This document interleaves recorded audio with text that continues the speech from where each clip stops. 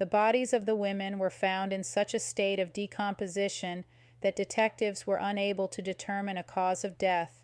It would take another 9 years after the first women were found before DNA could be used in an Australian court to convict someone of a crime. Because the bodies were found in different places, the investigations were initially treated separately, although they were later linked based on case and MO similarities. The recent Truro murders in South Australia shared many similarities.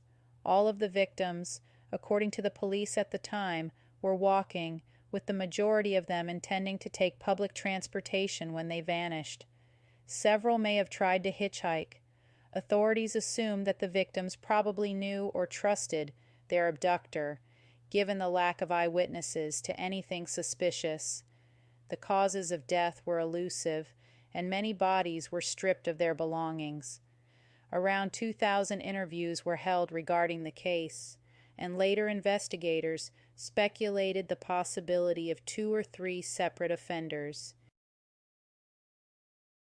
Several suspects were examined in the review, but Harold John Janman was deemed the best nominee, a former projectionist known for giving women rides in his car and having connections to both Tynong North and Frankston.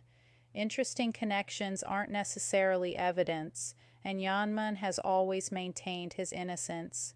He presented himself as a deeply religious family man and a prude who would turn girly photos to the wall in the small city projection room where he worked.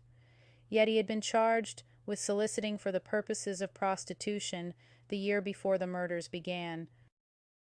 It was also around that time, he would tell the police, that my wife was going to leave me. He freely admitted that he often offered women lifts on the Frankston-Dandenong Road, where Rook and Summers disappeared in 1980 and 1981.